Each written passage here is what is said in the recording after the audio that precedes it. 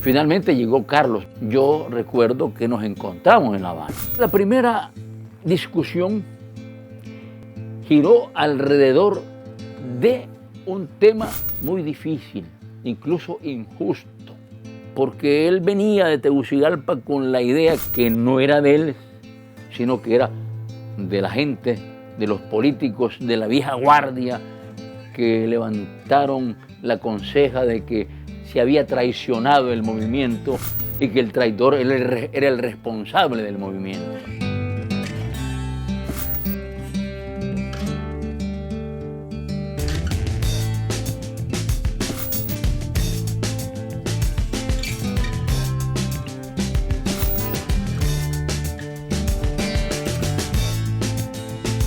Carlos era un hombre sumamente serio, no adelantaba juicios. En consecuencia, la conversación fue entre señalamiento y entre búsqueda. Y algún tiempo después, 3, 4, 5 días, 10 días, nos volvimos a encontrar, volvimos a tocar el tema, aclaramos algunos puntos y más nunca nos volvimos a ver.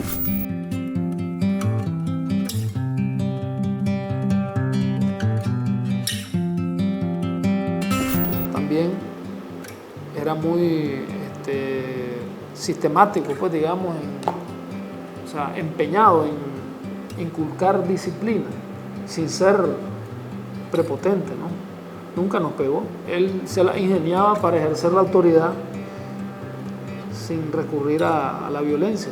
Tenía una personalidad muy imponente desde el punto de vista, no de que fuera autoritario, ¿no? Sino que él expresaba las cosas con la mirada, con los gestos, con las palabras. Era una combinación de factores, ¿no? Es más, su misma apariencia física era imponente porque era un hombre alto, tenía una mirada bastante fuerte,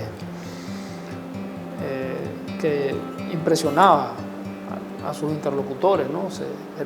Tenía una personalidad muy fuerte y muy firme. Él nos inventaba historias, cuentos para niños, pero que tenían que ver con la realidad de Nicaragua, ¿no? Con la injusticia, con la explotación, sobre todo tenía que ver con la cuestión clasista, es decir, con la contradicción entre explotados y explotadores, más que con la cuestión de la dictadura y que esto y lo otro, no. Tenían que ver fundamentalmente con la explotación, con la situación de los campesinos, con las injusticias que cometían los terratenientes, es decir, con la situación social, más que con la situación política. Contra las clases explotadoras, contra las incesantes agresiones yanquis, el pueblo de Nicaragua se ha alzado múltiples veces. Paralelamente, a lo largo del pasado histórico, se han repetido las frustraciones y traiciones. Ante el desarrollo de la nueva gesta guerrillera, los traidores de siempre, los enemigos de siempre del pueblo, preparan una traición más, una frustración más. Pero en esta hora de rebeldía luminosa que vive Nicaragua, los traidores serán definitivamente vencidos. En esta hora, las masas populares de Nicaragua cuentan con su propio instrumento político guerrillero. A la cabeza de las masas populares de Nicaragua se sacrifica no por alcanzar una mezquina migaja para el pueblo, sino por lograr una radical transformación social y nacional. 20 años después, tal vez en el 81, se publicó en Barricada una carta de Carlos dirigida al profesor Edelberto Torres. La carta estaba fechada allá por marzo, abril de 1960, un poquito antes de cumplirse el año de la acción o del desastre del Chaparral. ¿Y cuál es mi susto? Que en esa carta él libraba de responsabilidad al jefe de la columna. Quiero insistir que tenía 24 años porque el juicio es de un hombre sumamente maduro. Apenas había pasado un año. Y el argumento fundamental es que el movimiento revolucionario de Nicaragua no había madurado lo suficiente, no había producido los líderes que podían conducirlo con éxito. Él cuestionaba pues bastante la versión oficial de la historia. O sea que siempre la historia tiene una versión oficial que la hacen los que ejercen el poder para que se glorifique lo que les interesa que se glorifique, ¿no? Para crear mitos incluso. Nosotros mismos caemos en eso, los revolucionarios hacemos eso mismo. Pues. A veces la historia la acomodamos un poquito para que, con buenas intenciones, pero es algo en lo que hay que tener mucho cuidado, porque si vos no te basás en la verdad, entonces estás divorciándote de la realidad y te será imposible transformarla. Pues. Él no estudiaba por estudiar, estudiaba el pensamiento revolucionario universal. El primer gran hallazgo. La revolución no se puede hacer solamente con las ideas universales, porque las ideas revolucionarias universales no le dicen nada al pueblo. Todo esto justifica nuestro llamamiento a formar por los diversos rumbos del campo, la montaña y la ciudad nicaragüense distintos comités sandinistas clandestinos, capaces de ponerse al frente de la lucha local político-guerrillera. En cada barrio, fábrica, centro de estudio, oficina, templo, debe formarse un comité sandinista clandestino. En cada comarca rural, hacienda, centro minero, debe formarse un comité sandinista. Él se comunicaba con sus hijos, con nosotros, con mi hermana y conmigo, de una manera muy particular, ¿no? Él le imprimía mucho contenido a la comunicación con nosotros, ¿no? Hablábamos cosas normales, pues, ¿verdad?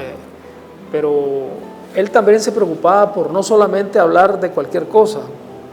Él hablaba con nosotros, él siempre trataba de hablar con nosotros cosas que fueran no comunes y corrientes, pues, ¿verdad? Sino que nos hablaba de los valores, de las injusticias, de muchas cosas en las cuales él nos transmitía a nosotros una actitud ante la vida. Yo aspiraba a ser guerrillero cuando creciera, ¿no?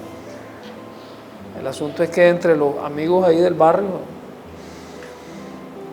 organizamos un pequeño ejército, y llegó un momento que teníamos que nombrar grados militares. Entonces yo fui donde él a preguntarle, ¿no?, cuál era el escalafón militar. Entonces él me puso como, o sea, me explicó cuáles eran los grados militares, pero me puso como el grado más alto, el de soldado. Mi impresión fue que para ser jefe hay que ser buen soldado, pero para ser soldado no se necesita ser jefe. Y que por lo tanto lo más importante es la condición de soldado. Lo más importante es que somos parte de un colectivo. Seamos líderes o no de ese colectivo. Lo importante es lo que el colectivo está haciendo. Sin el colectivo, el líder no es nada. Pero sin el líder, el colectivo se las puede ingeniar. Y surge el líder si están, digamos, las condiciones dadas, ¿no? Entonces, el líder es tal en la medida en que encarna los intereses, los derechos, los anhelos, los sueños de un montón de gente.